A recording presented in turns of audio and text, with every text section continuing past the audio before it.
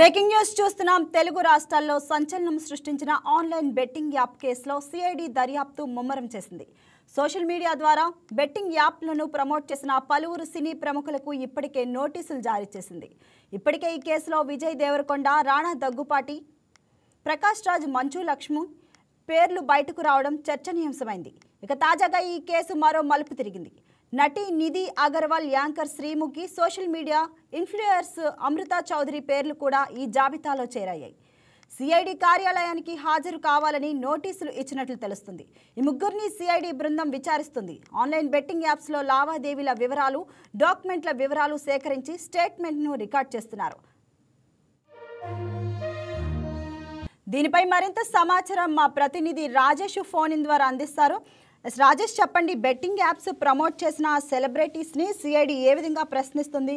మరి ఇప్పటి వరకు మొత్తం ఎంతమందిని విచారించారు వాళ్ళు? పావని, ఏదైతే తెలంగాణ ప్రభుత్వం ప్రత్యేకంగా ఒక బెట్టింగ్ యాప్స్ కి సంబంధించి ఒక సిఐడి సిటీని కూడా ఏర్పాటు చేసింది. ఇప్పటికే దేశవ్యాప్తంగా అటు యూట్యూబర్స్ కావచ్చు, అలాగే సోషల్ మీడియాలో ఇన్ఫ్లూయెన్స్ చేసే వాళ్ళు మొత్తం 29 మంది మీద కూడా ఇప్పటికే కేసులు నమోదైనట్టు తెలుస్తుంది.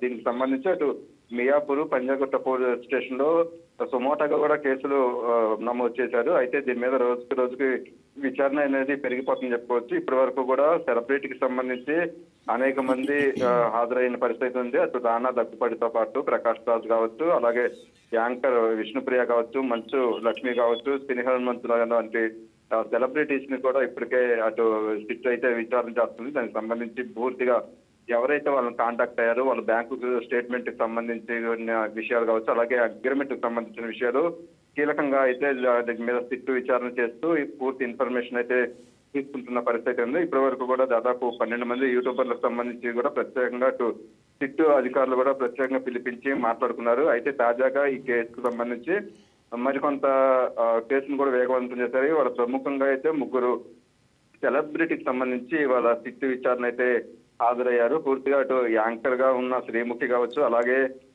అమృత చౌదరి, హీరోయిన్ నిధి అగర్వాల్ ముగ్గురికి సంబంధించి కూడా సిట్ వాళ్ళ హాజరు కమ్మని గతంలోనే నోటీస్ ఇచ్చిన నేపథ్యంలో వాళ్ళు ఇవాళ విచారణకు హాజరయ్యారు. అయితే పూర్తిగా వాళ్ళు ప్రమోట్ చేసిన యాప్లకు సంబంధించి కావచ్చు, అటు బెట్టింగ్ యాప్ తో పాటు ఏదైతే సోషల్ మీడియాలో వాళ్ళు ఇన్ఫ్లుయెన్స్ చేసే విధంగా ప్రమోట్ చేశారు, దానికి సంబంధించి ప్రత్యేకంగా ఈ యాప్ల మీద కూడా వాళ్ళు కేసులు నమోదు చేశారు. ప్రధానంగా చూసుకుంటే అగర్వాల్, నిధి అగర్వాల్ కు సంబంధించి ప్రమోట్ చేసిన బెట్టింగ్ యాప్ మీద ఆమెను పూర్తిగా ప్రశ్నించారు. దాంతో పాటు ఎవరైతే ఈ బెట్టింగ్ యాప్ కు సంబంధించి తమని అప్రోచ్ అయ్యారో ఆ అప్రోచ్ అయిన వాళ్ళతో పాటు ఎన్ని ఇయర్స్ దీనికి అగ్రిమెంట్ రాసుకున్నారు, అలాగే పూర్తిగా ఈ బ్యాంకు ట్రాన్సాక్షన్ సంబంధించి కీలక విషయాలు కూడా తెలుసుకున్నట్టుగా తెలుస్తుంది. అంతేకాకుండా యాంకర్ శ్రీముఖికి సంబంధించి ఇప్పుడు శ్రీముఖిని చూస్తున్నాం, నిధి అగర్వాల్ కూడా వీళ్ళు బెట్టింగ్ యాప్స్ లో యాప్ను ప్రమోట్ చేస్తున్నారని చెప్తున్నారు. మరి వారికి ఈ నగదు అనేది ఏ మేరకు తీసుకున్నారు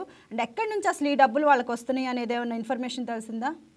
పూర్తిగా అయితే సిట్ అధికారులు ఇప్పుడు వాళ్ళు ప్రమోట్ చేసిన బెట్టింగ్ యాప్ల మీద అయితే కేసులు నమోదు చేశారు. ఆ బెట్టింగ్ యాప్లకు సంబంధించి ఇంటర్నల్ గా వాళ్ళని ఎవరు అప్రోచ్ అయ్యారు, బ్యాంకు స్టేట్మెంట్ కావచ్చు, అగ్రిమెంట్ల మీద అయితే పూర్తి విచారణ జరుగుతుంది. అయితే ప్రధానంగా M88 అనే ఒక రమ్మీ యాప్ లాంటిది అటు శ్రీముఖి ప్రమోట్ చేసినట్టుగా తెలుస్తుంది. అది దేశ స్థాయిలో దాని మీద ఇన్ఫ్లుయెన్స్ అనేది ఎక్కువ ఉంటుంది. ప్రధానంగా అది ఒక క్యాసినో టైప్ ఉంటుంది అనేది కూడా ఆ యాప్ కి సంబంధించి, బెట్టింగ్ యాప్ కి సంబంధించి సిఐడి అధికారులు గుర్తించినట్టుగా తెలుస్తుంది.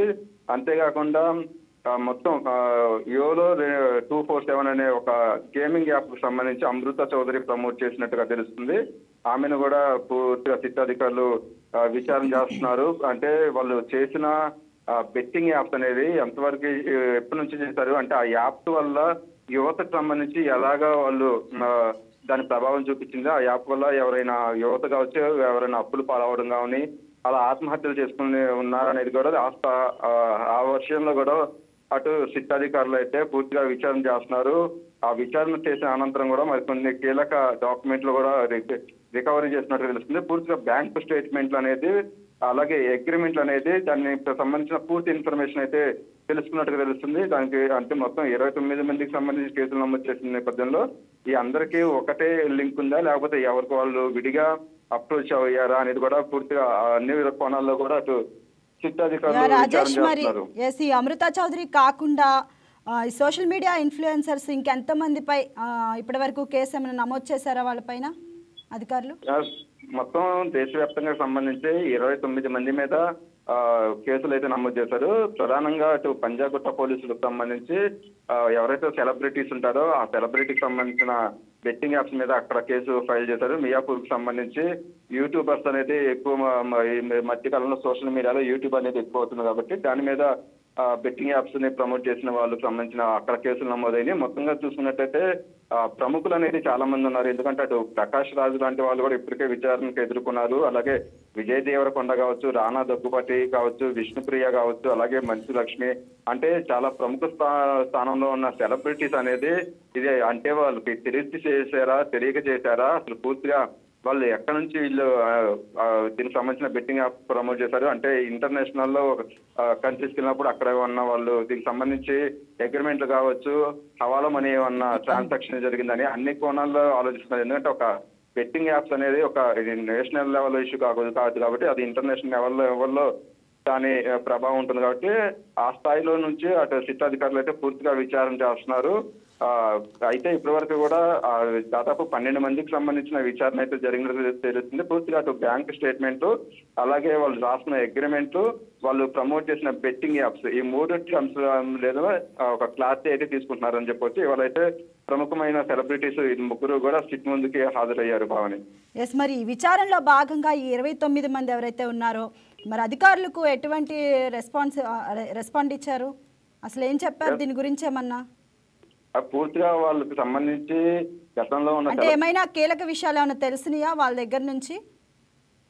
పూర్తి స్థాయిలో అయితే వాళ్ళు దీనికి సంబంధించి ఎలాగా వాళ్ళు అప్రోచ్ అయ్యారు అంటే దీని వెనకాల బెట్టింగ్ ఉంటుంది, అలాగే యువత ప్రభావం ఉంటుందని కొంతమంది తెలియక చేశాము అంటే కేవలం వ్యూయర్షిప్ కోసం తమను అప్రోచ్ అయితే చేశామంటూ కూడా అటు ఆ యూట్యూబ్ లో కూడా గతంలో చెప్పినట్టుగా తెలుస్తుంది. అంతేకాకుండా ప్రముఖంగా ఉన్న ప్రకాష్ రాజు కావచ్చు, విజయ్ దేవరకొండ, రానా దగ్గుబాటి లాంటి వాళ్ళు కూడా ఈ విచారణకు హాజరయ్యి అంటే వాళ్ళు మనీ కోసం చేసే టైప్ కాదు, పూర్తిగా అధికారులకి మేము సహకరిస్తాము, దీని వెనకాల ఉన్న బెట్టింగ్ యాప్ సంబంధించి యువతకు సంబంధించి ప్రభావం ఎక్కువ ఉంటుంది కాబట్టి ఎట్టి పరిస్థితుల్లో అలాంటివి మేము చేయమంటూ గతంలోనే సిట్ అధికారులకి వాళ్ళు వివరణ ఇచ్చినట్టుగా తెలుస్తుంది. అయితే వాళ్ళ దగ్గర నుంచి పూర్తిగా బ్యాంకు స్టేట్మెంట్ అయితే తీసుకుంటున్నారు. మొత్తం 29 మందికి సంబంధించి త్వరితగతిన విచారణ చేసిన అనంతరం కూడా వాళ్ళు కావాలని చేసిన వాళ్ళ లేకపోతే బై మిస్టేక్ వాళ్ళు తిరిగి చేసిన వాళ్ళ అనేది కూడా తర్వాత ఆ సిట్ ఎలాంటి యాక్షన్ తీసుకుంది అనేది కూడా కొంత తెలియాల్సి ఉంది. ఇది అయితే పూర్తిగా అయితే వీళ్ళు ఎవరైతే 29 మంది ఉన్నారో ఆ 29 మంది కూడా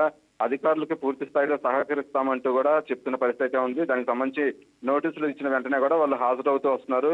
ఆ పూర్తిగా వాళ్ళకి సంబంధించిన డాక్యుమెంట్లు కూడా పోలీసులకి హ్యాండ్ ఓవర్ చేస్తున్నారు. Pawan right, thank you Rajesh.